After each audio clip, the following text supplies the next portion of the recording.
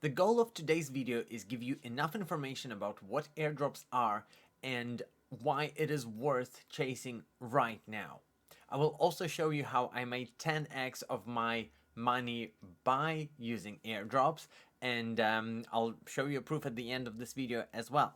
So very quickly, an overview, we're going to go through why companies are doing airdrops, why it benefits them as well as us, and what's the airdrop farming journey looks like. It's going to be a nice and quick video to get you started thinking in the right direction, and after that I have a series of videos that will actually explain you step-by-step basis of how to set up your wallet, how to start farming objects, who to follow on Twitter, where to get your information, and things like that. So if you want it's probably going to be over the next couple of weeks where I'm going to have a lot of videos that takes you step by step, explains you everything you have to do, and you basically don't really have to think for yourself, which is a fantastic thing. I wish video like this existed when I started, but without further ado, let's get into it and let's see how to farm airdrops. First of all is how it all began. It all began with Uniswap releasing their token in 2020. 400 uni tokens were airdropped to anyone who made a transaction using the Uniswap, even if the transaction failed. At the time, 400 uni was a very small amount, but at the peak of the bull market later that year, you could have had 16,000 US dollars from that airdrop by you doing one transaction. Since then, people start asking, why would Uniswap do something like this? Well, usually the answer is decentralization. So if you spread your tokens among all people who use it, your network becomes decentralized. No one holds the X amount of tokens, a lot of tokens basically. But realistically, what are the wins of an airdrop? If the company does airdrop like Uniswap and it's successful, first of all, attention of the new users. People who haven't paid attention to that platform, somebody goes, hey, Uniswap did airdrop $16,000 to each person, and everyone's like, oh my god, what do they do? Let's have a look at what Uniswap is. And that brings their attention. A lot of times the projects, they basically look at it and say, hey, we're going to airdrop 10% of our token. And the first initial airdrop, they only airdrop 5%.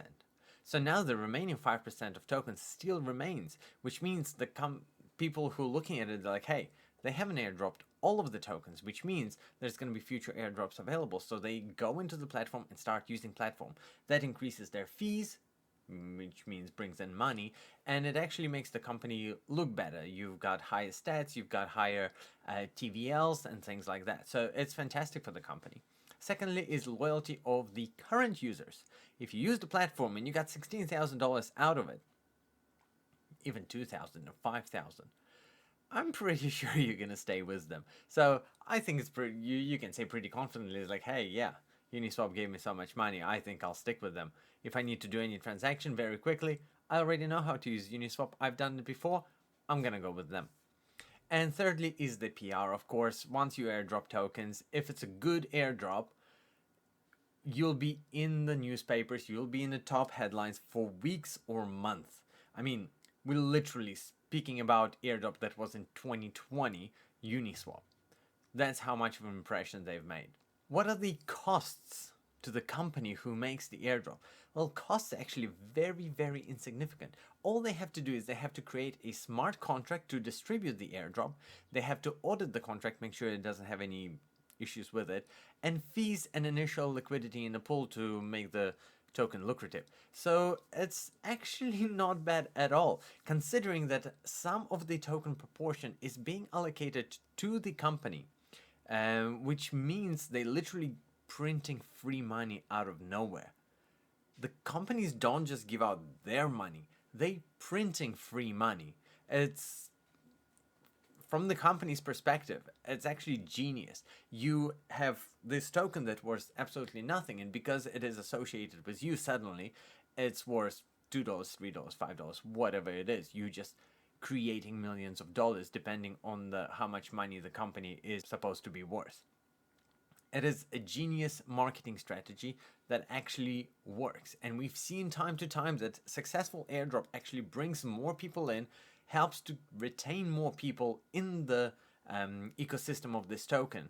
And bad airdrop, the airdrops that focus on filtering out a lot of users who have multiple wallets, airdrops that horribly structure their airdrop criteria or who don't reward users very well. Those airdrops tend to fail, and they tend to bring the whole network, bring the whole ecosystem down with it, because people feel cheated, people feel left out. And a lot of times, companies just forced into doing airdrops. What about us as airdrop hunters or people who are chasing these rewards? Well, companies almost scream out about the upcoming airdrops.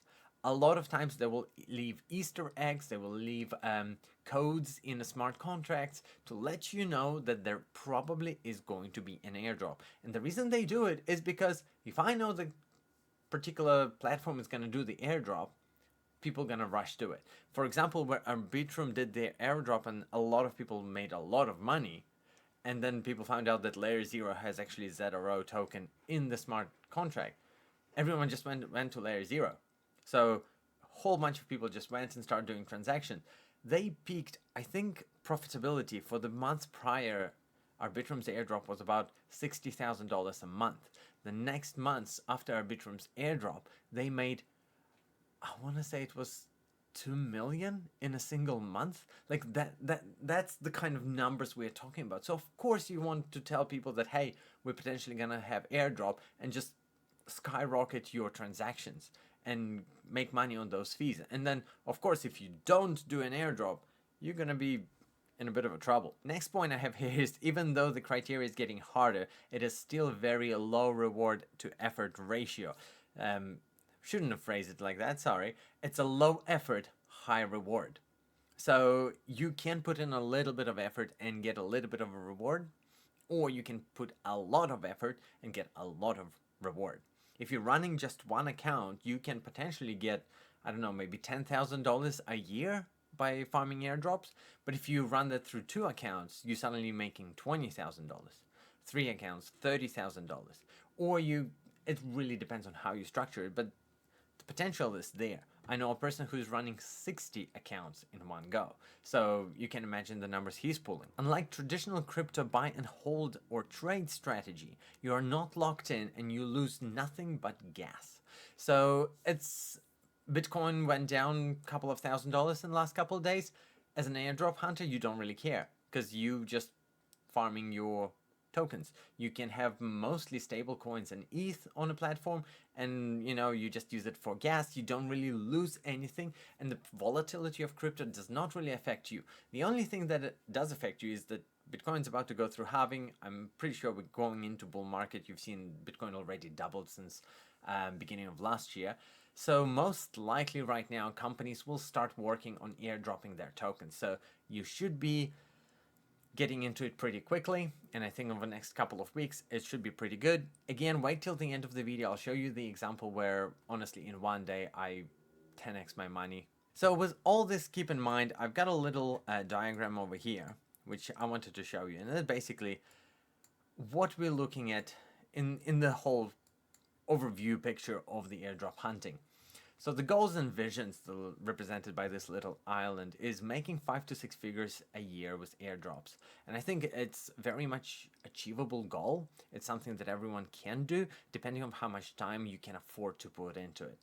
And building up a solid investment portfolio, you can start farming airdrops with nothing. There are testnets that are available free of charge. I personally don't recommend starting with testnets just because they can be very clunky, and if you're not familiar with crypto industry in general, it can be a little bit tough. But I would say $300 per account is enough to farm maybe 2 to 3 different chains or different airdrops.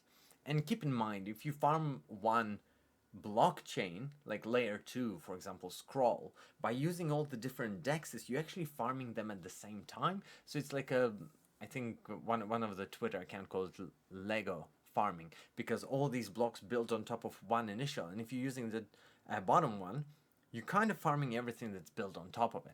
So something that good to keep in mind. The strength that you need to have in order to do it is the time management, resources, and persistence. Resources, something I can provide you with. I've got plenty built up over the last few months. I'll be making videos on step by step, so if you want to follow, you're more than welcome to do so. Do subscribe, and a couple more videos will be coming up in the next couple of days. A huge amount of information and positive reinforcement. If you are on Twitter, I will provide you with all the accounts that you should follow, and it can be a lot of information at the same time. You really need to step back and just reevaluate every once in a while to make sure that you're kind of mentally keeping yourself stable, but it provides you a good push that you need to do something. Successes that make us feel good is small wins that you get. Again, example coming up very shortly. The community is very encouraging, and I'm sure you can find different group chats where people will encourage you to farm, to be more consistent, to be more structured with what you do. And history doesn't repeat, but it rhymes. Every time we think that airdrop's kind of gone and there are too many people in the industry and too many people are farming, you really quickly realize that people are very much act on FOMO.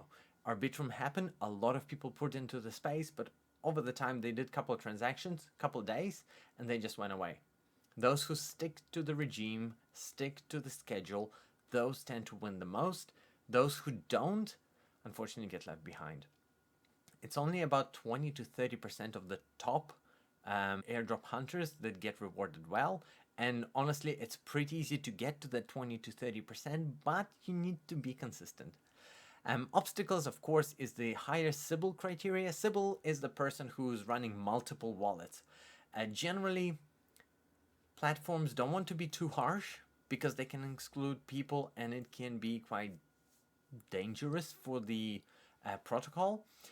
But they also don't want to allow one person to farm 300-400 wallets. So there is a middle ground. There are ways to prevent from getting tagged as Sybil, and I think those are very important to know. So something along the lines of how to prevent being detected as Sybil will be coming up in the future videos. Again, if that's something you're interested in, either leave the comment down below or subscribe to the channel because more videos are coming.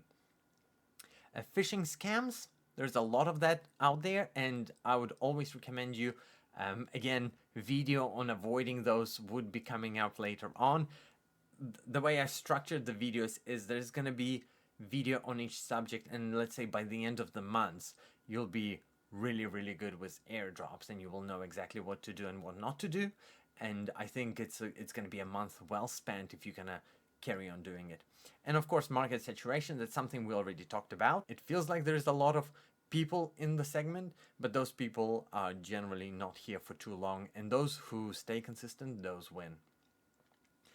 And things that slow us down is the delayed gratification.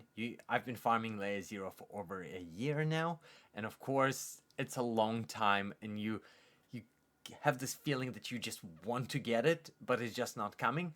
But when it does, that just clicks you on really quickly. And uncertainty, again, we don't know what the criteria is. We can kind of detect, and for example, with Manta airdrop, a lot of people were very disappointed because they farmed it really hard and it just turned out to be very average for most of the people.